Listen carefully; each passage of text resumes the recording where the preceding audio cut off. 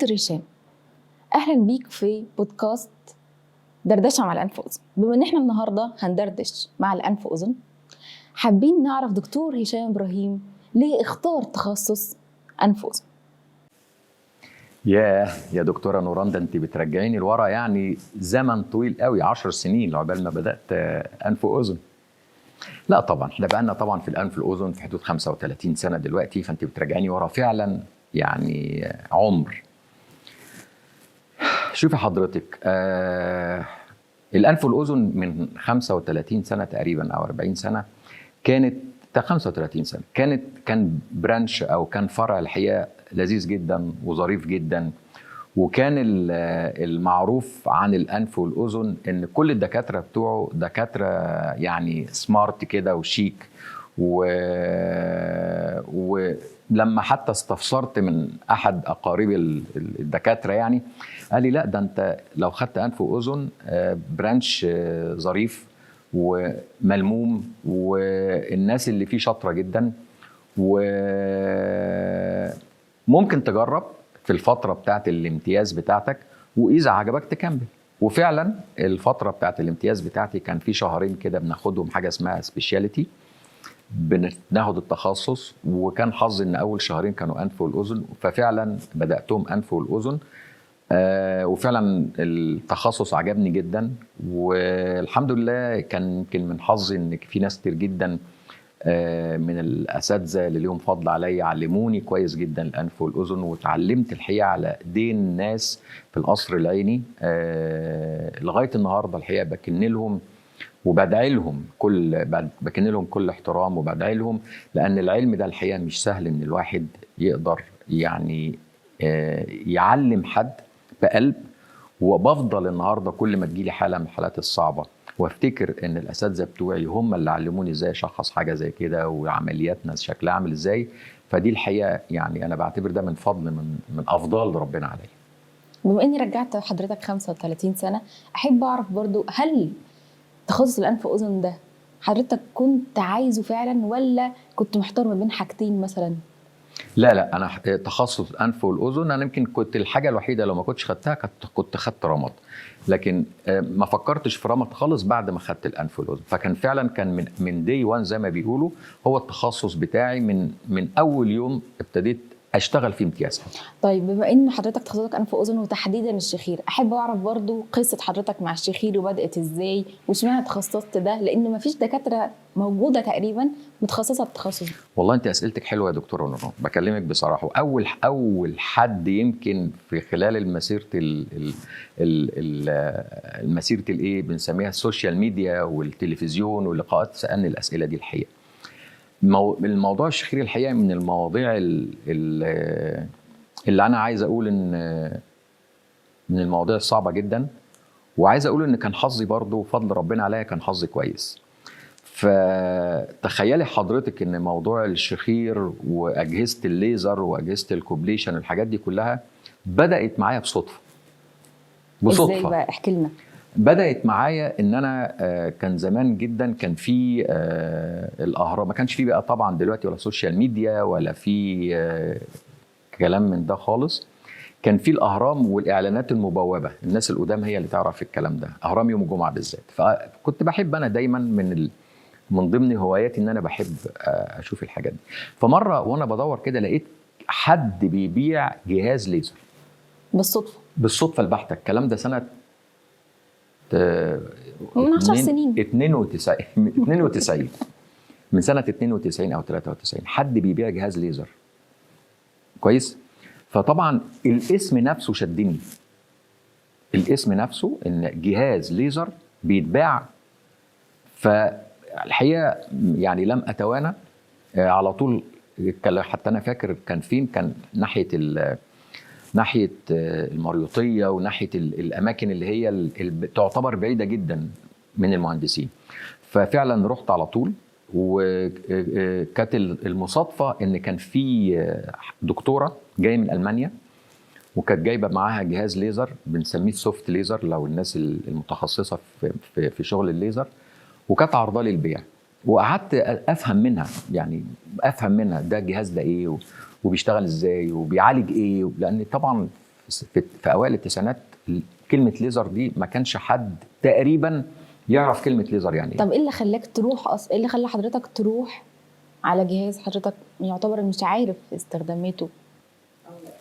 بص حضرتك، انا شغوف باي حاجه جديده، بحاجه يعني فيا كده. شغوف باي حاجه لسه ما حدش استخدمها، لسه ما حدش يعرف عنها حاجه. فالليزر ما كانش حد ولا استخدمه ولا يعرف عنه حاجه. طب هل كان متعارف وقتها؟ كاسم فقط، كلمه ليزر فقط، مش اكتر من كده. هقول لك المفاجاه ان انا رحت اشتريت الجهاز، وكان الجهاز ساعتها ما كانش رخيص، وانا كنت لسه صغير جدا. 9000 جنيه. ياه، دي سنه كام؟ سنه 92 93. ياه. 9000 جنيه يعني دلوقتي مثلا ولا يعني يساوي، شوف النهارده بقى يساوي كام؟ اضربي في 10، اضربي في 20، في 30.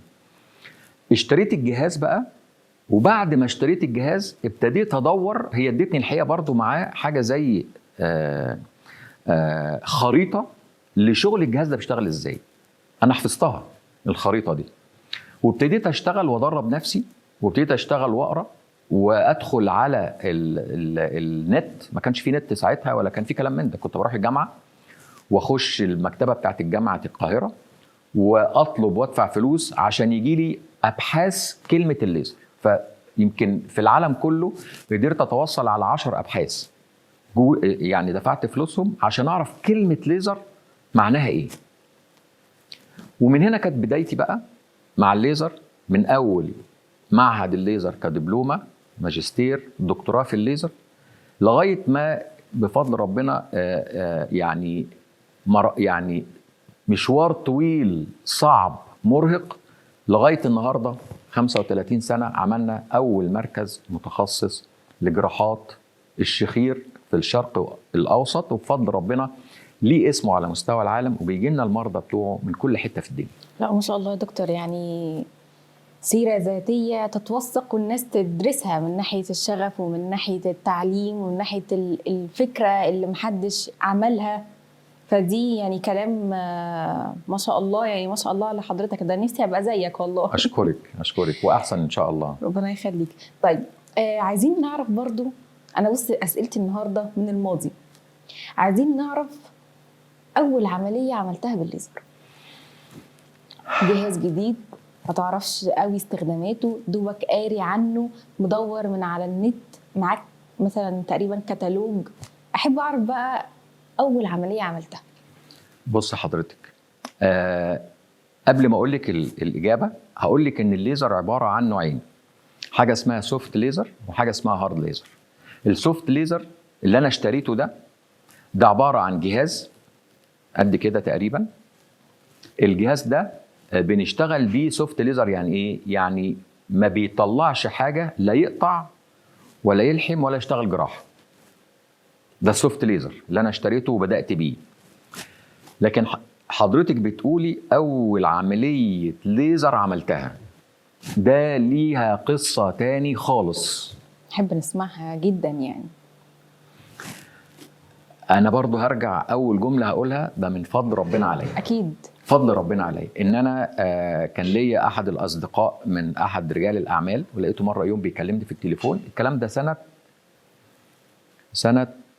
96 97 تقريبا، في الحدود دي.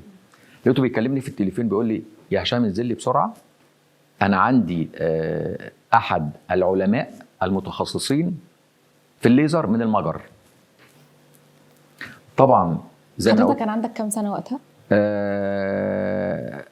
85. انا خريج 85 و95 يعني تقريبا 25 و10 تقريبا حاجه و30 سنه. صغير 32 33 سنه. صغير برضه. طبعا صغير على دكتور لسه بادئ مشوار حياته، وفي حد متخصص من المجر طالبه يعني. مش طالبني، لا مش طالبك، يعني في حد مرشحه لحضرتك. بالظبط. دي حاجه كده كبيره جدا طبعا. بالظبط كده. فهو قال لي انزل بسرعه عشان يعني الراجل ده عالم من المجر، وعايز اخد رايك في شويه حاجات. فعلا نزلت بسرعه جدا. انا شغوف جدا بالجديد زي ما انا قلت لحضرتك، وخاصه انه ليزر، وخاصه ان انا عندي جهاز السوفت ليزر وبدور يعني املي كله ان انا افهم يعني ايه ليزر، وابتدي انتقل من السوفت ليزر للهارد ليزر اللي هو الجراحي بقى.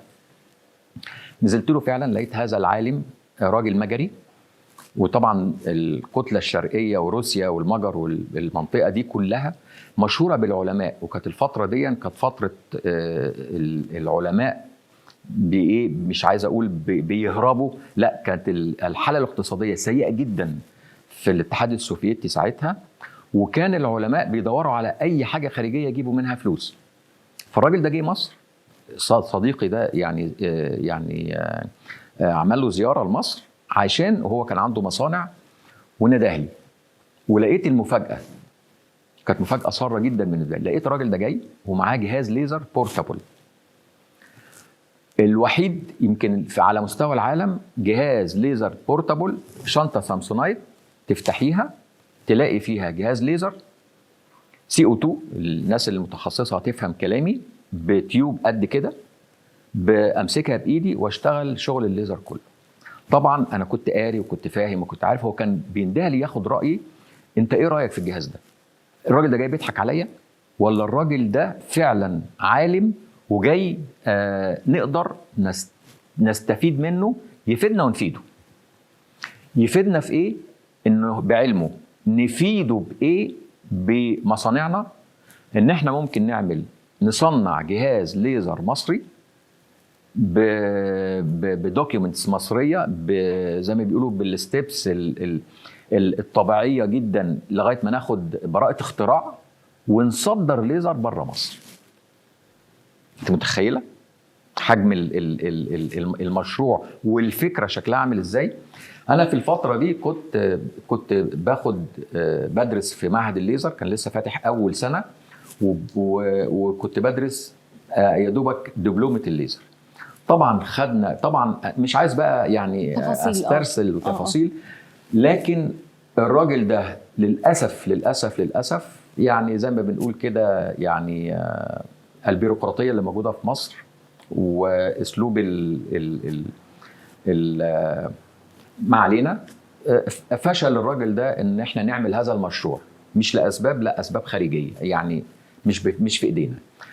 فالراجل مشي على امل ان ممكن الدنيا تتحسن ويجي لنا مره تاني ونعمل اجهزه ليزر اكبر، وساب هذا الجهاز اللي احنا بنتكلم عليه في حلقتنا النهارده، اللي احنا بنتكلم عليه جهاز الليزر.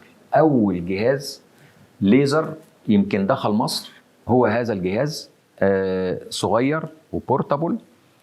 الجهاز ده بقى طبعا طبقت بيه كل اللي انا كنت بقراه، وكل اللي انا البيبرز او الابحاث اللي انا شفتها ابتديت اطبقها باستخدام هذا الجهاز الصغير. الجهاز ده انا كنت في هذه الفتره بتنقل في انحاء مصر كلها، الصعيد كله، وجه بحري كله، الاقصر، اسوان، المنيا، الجزء البحري بقى كله لغايه دمنهور. فكنت باخد هذا الجهاز في ايدي واروح بيه واعمل بيه عمليات ببنج موضعي. نرجع لسؤالنا بقى الاساسي اللي فتح موضوع الليزر. اول عمليه حضرتك عملتها بالجهاز؟ اول عمليه عملتها بالجهاز دون، ما قلت لحضرتك، كانت في سنه تقريبا 97 98، وكنت بشتغل بالجهاز ده كل الحالات اللي بتبقى بالبنج الموضعي. تمام، كنت بدي بنج موضعي واشيل اللهاه، ادي بنج موضعي واشيل جزء من، او اعمل تجميل لسقف الحلق واللهاه. واخد بال حضرتك ازاي؟ لما ابتدى يبقى في بنج كلي، بقيت اعمل بقى عمليات الشخير، اللي هي بنعدل فيها الحاجز الانفي ولو في غضاريف، وبنبتدي نعمل شيل اللوز بالجهاز الليزر دون، ونعمل تجميل لسقف الحلق واللهاه. تقريبا في نهايه التسعينات، 97 98 اول عمليه ليزر. حضرتك متخصص في الشخير من سنه 97؟ لا، انا بشتغل في الشخير من سنه 97 98. حضرتك بتعمل عمليات شخير من سنه 97؟ بالظبط. ده يعني ما كانش تقريبا حد وقتها يعرف يعني ايه شخير، ولا شخير ولا ليزر. انا يعني يمكن من ضمن الحاجات اللي انا بفتكرها دلوقتي وبالنسبه لي بتعمل لي يعني بضحك كده، ان زمان لما كنت بقول انا من زمان، من 20 سنه ولا 25 سنه، جت راودتني فكره عمل مركز متخصص او عياده متخصصه للشخير. فكتبت على عملت اعلاناتي وابتديت اعلانات يفض بقى، ما كانش فيه سوشيال ميديا ولا حاجه. كنت بجد الحقيقه يعني الناس فكاهات واتصالات في التليفون، يعني ما اقولكيش تحبط، يعني تحبط ايه سنه قدام 10 سنين قدام. لكن بالمثابره والاصرار النهارده الحمد لله يعني الشخير بقى من اهم الامراض واخطر الامراض اللي ممكن نتكلم عنها. وطبعا ظهورنا في السوشيال ميديا وخاصه برنامج القاهره والناس مع الدكتور ايمن رشوان طبعا على مستوى الشرق الاوسط كله والعالم العربي كله والعالم كله، النهارده صوتنا بقى يوصل لكل الدنيا. ده حقيقي. انا بشكر حضرتك جدا دكتور هشام ابراهيم من بودكاست دردشه مع الانف واذن. انا اللي بشكر حضرتك ان انت رجعتيني لورا الحقيقه 35 سنه. انا اللي بشكر حضرتك والله بالرحله الجميله اللي انا سمعتها من حضرتك دي، واتمنى كل اللي يتفرج ويسمع ياخد خبره وياخد معلومات مفيده من المثابره والاجتهاد. شكرا لحضرتك. اشكرك.